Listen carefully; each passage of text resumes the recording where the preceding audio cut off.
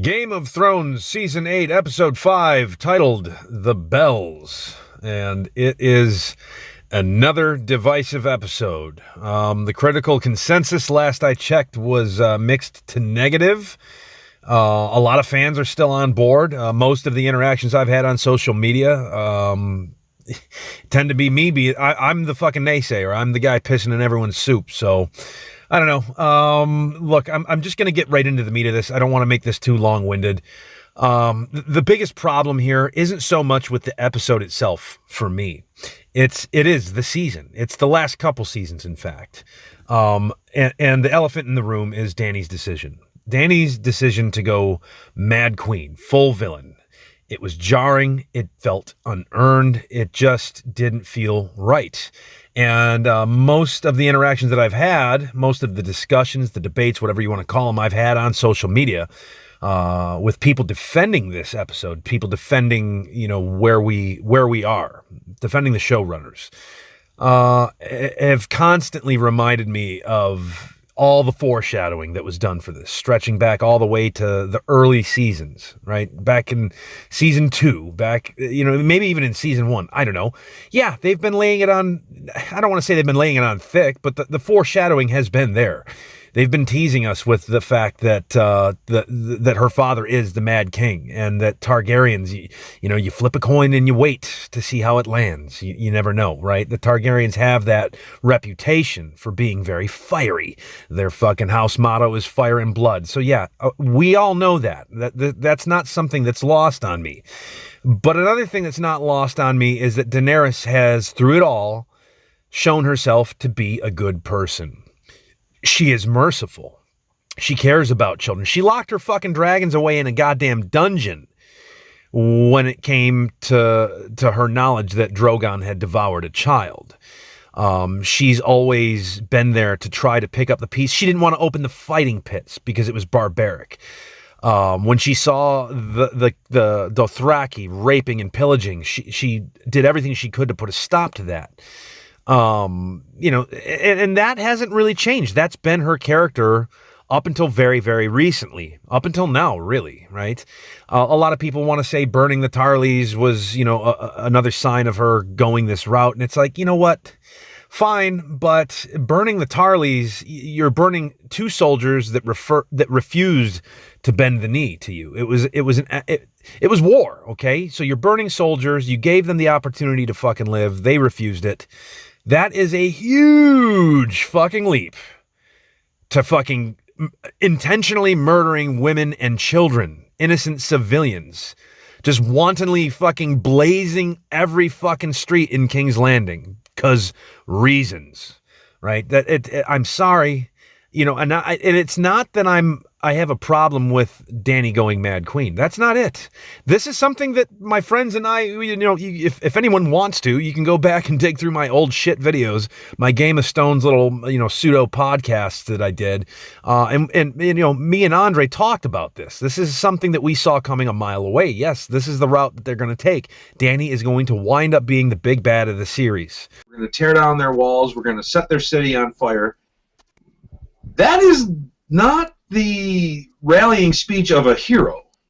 Yeah, she's not a hero. She's the villain. I think I said it a couple weeks ago. I'm more than ever. I'm convinced she's a villain. All right, that's not a huge shocker. It's the way in which they got there. Her descent into madness was not articulated. It wasn't illustrated properly. It's just, here she is. She's Dany, the same Dany that we all know and love. All of a sudden, a fucking another dragon goes out of the sky. Missandei's head gets lopped off. Jon refuses to make out with her. And now I'm murdering fucking children in the streets. It doesn't feel right. It's rushed. And that, if there's one thing that I can point to, and by the way, I'm not on the hate train. I'm not one of these guys that just, show fucking sucks now, they can't do nothing right. This whole fucking, everything about this episode was stupid. I'm not that guy, okay? I don't want to be that guy. I'm not that guy. And there was a lot to like about the episode, and I'll get there, okay? But I can't go on without addressing this, okay? Look, Walter White didn't become Heisenberg overnight. And granted, the entire series of Breaking Bad was about that transformation from Mr. Chips into Scarface, okay? That was the whole point. But that's not so fucking different from Dany, right? You know, Dany is one of two of the biggest characters in the series. You know, her arc is a huge part of it. And so where was this transition? You know, there should have been more done other than, you know, she finds out Jon's true parentage, starts to get a little fucking irked, you know, and then it spirals rapidly from there. That just it feels rushed and unearned, like I said. And I don't want to harp on it too much. That was the glaring issue for me. And again, it's not a slight against the episode, right? It's a slight against the season of which this episode is a part. Now, that out of the way, there's plenty else for me to bitch about. So let's just get that out of the way. Let's get the fucking shit talk out of the way. I'm going to bitch about Varys. That's another thing. Rushed. Another fucking blemish. Look, Varys is... His entire character is the greatest spy master in the Seven Kingdoms. He said it himself. He's served more kings than anyone alive. He knows the game. He's been around the fucking ring with Baelish. He's been around the ring with Tyrion. Every king and queen that you can think of, and he's outcrafted them all at one point or another. And he gets sloppy. Just, you know, approaches Jon Snow of all people and lets him in on a fucking secret. It lets him in on his motivations. The guy who you know can't keep a fucking secret to save his fucking life. Jesus fucking Christ. And you ultimately get found out by the Unsullied. Get the fuck out of here. You know, I'm sorry. God bless Varys. He's one of the best characters in the entire series, and he goes out like that. And again, it's not that I have a problem with him being found out. It's not that I have a problem with Dany executing him. That's all fine. Tell the fucking story better. You know, don't just, you know, fucking rush to close up plot lines like this. But what are you going to do? You know, and I said as much, you know, going back to last season when I found out there was only going to be, what is it, fucking 8 episodes last season, 6 episodes this season. And, you know, hey, you know, they're going to be fucking like movie length episodes, right? Well, all but 2 of them, kind of. And it still wasn't enough. And it's like, look, if I'm going to get sidetracked for a second, all right, fine. You're trying to rush to get the fucking series done. Which is a problem, but whatever. I'm not going to fucking... What am I going to do about that, right? How about this? Instead of wasting fucking time on Brienne and Jaime fan service, the shipping of Brienne and Jaime we got last episode, how about you save that fucking time and do a little more to, like I said, illustrate Dany's descent into madness, illustrate Varys, you know, it's something. You got to do something more, because that's another thing.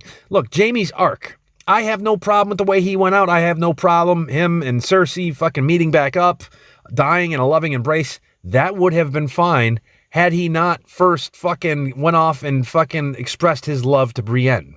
Pointlessly. What was the point of that? It was the only point it serves is to fucking break Brienne's heart. You know, it would have been more merciful and it would have been more satisfying to the fans had she died in the fields of the Long Night, right? Had she actually gone out in battle in one of those umpteen fucking times she was on the verge of fucking death, swarmed by fucking whites, it would have been at least one less little nitpick for the fans, right? Because one of the gripes was that, you know, not enough of our fucking major heroes died, right? So that solves that problem. And then it doesn't make Jaime look like a complete fucking idiot, right? Or a fucking loser. It does kind of put a fucking blemish on his arc. I'm sorry. You know, their arc could and should have peaked with him knighting her. That was enough. I didn't need the boning. Only for him, because, you know, of course, I predicted that he was going to ride off and kill Cersei, as did, of course, many of us. And then, no, it turns out he was just going back because he missed her and wanted to be with her. And again, that would have been fine, but the Brienne thing fucked it up. So, whatever. Again, I got sidetracked, and now I'm losing my train of thought. Back to this episode, anyway. Another gripe that I have, and this is going to be the last one, for the most part. Euron and Jaime, the fight. Speaking of Jaime, I've always hated Euron's character. I've hated the way he was represented by the actor. Nothing against the actor. I really don't know who he is. I haven't seen any of his other work. I just fucking hate Euron. I think he sucks. I think he sucked from day one We didn't need another mustache twirling villain, but whatever. What are you going to do? That's my opinion. He just washes up on shore, happens to fucking come upon Jaime in the most random spot of the entire fucking battle. Like there's nothing going on. They happen to bump into each other. And then we get this ridiculous fight that also didn't need to fucking happen. Another waste of fucking time.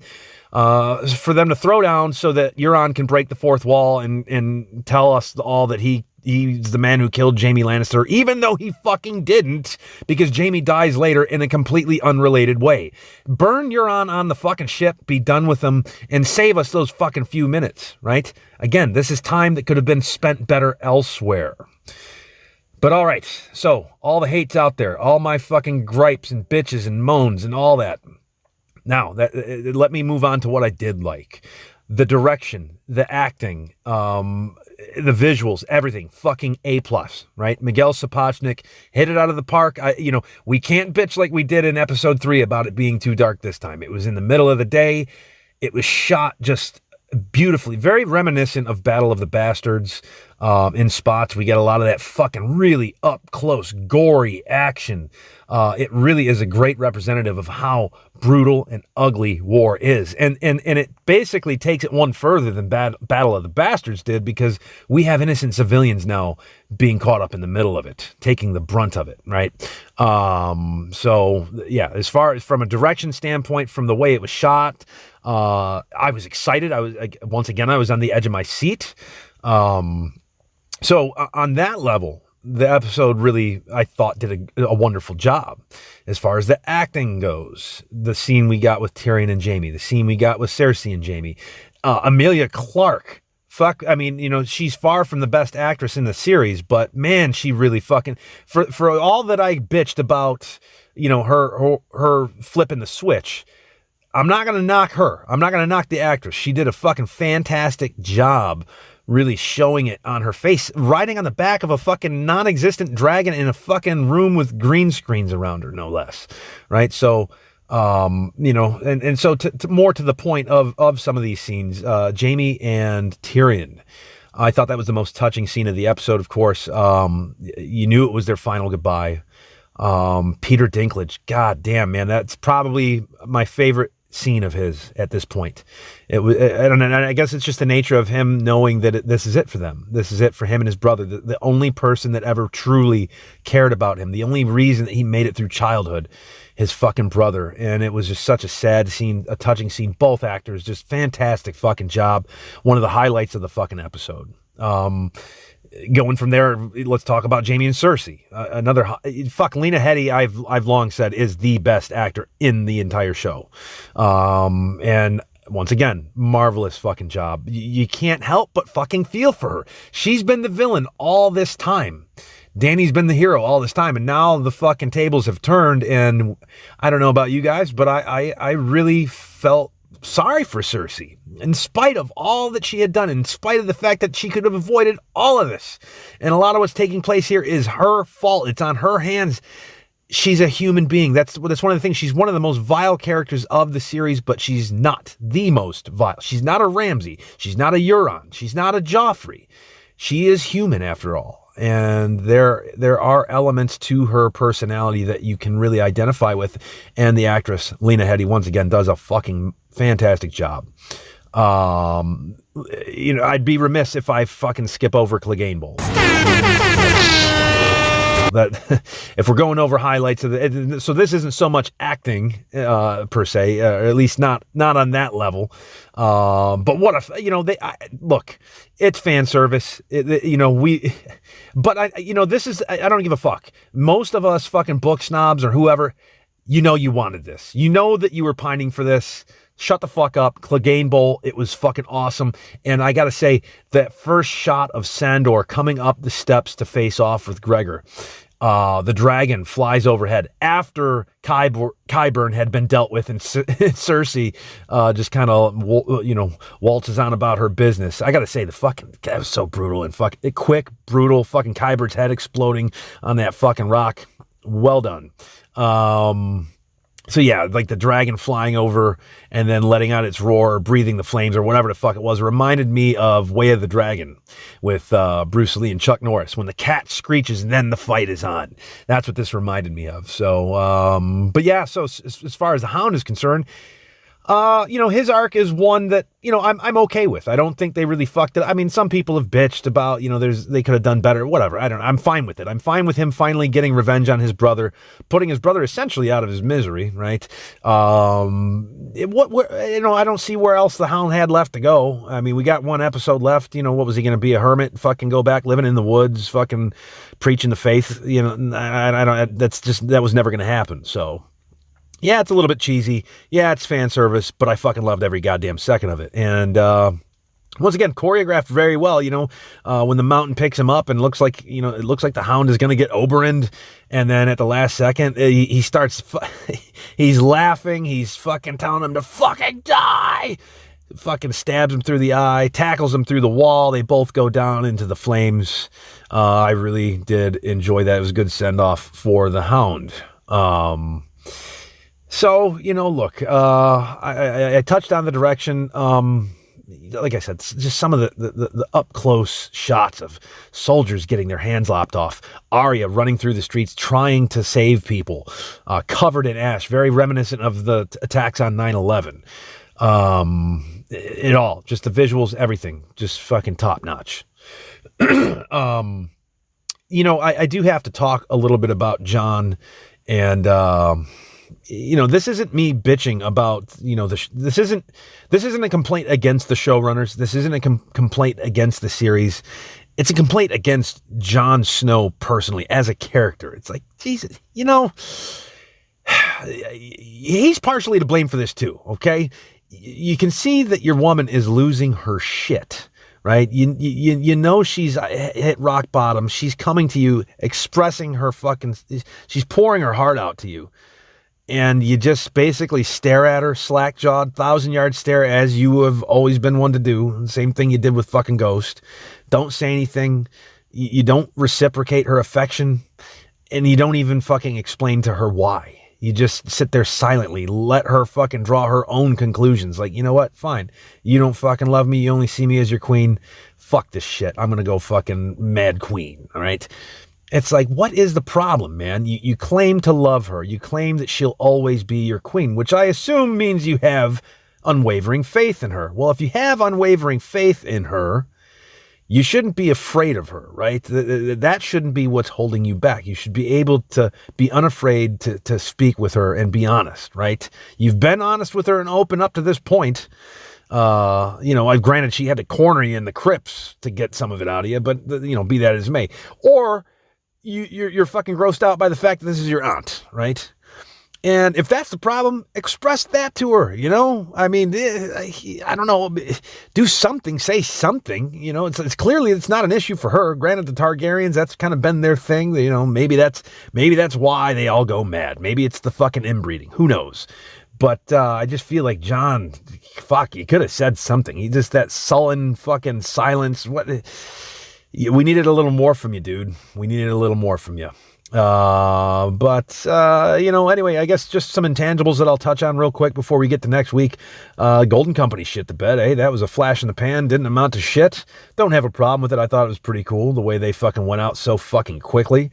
And, well, I guess that's really it. That's all I really want to say. I don't want to make this too long-winded. Looking to next week, look, I'm not going to make a shitload of predictions. I'm not going to make any predictions. We got one episode left. Every prediction that I've made up to this point, for the most part, has proven to be just complete bullshit. I mean, that's the other thing. People kind of bitching about, Cersei getting to, again, I don't have a problem with Jaime going back to hold Cersei in his arms as they die together. That's fine. A lot of people are pissed about that. A lot of people are really bummed out with the fact that he didn't go out to kill her. The Valonqar prophecy wasn't fulfilled.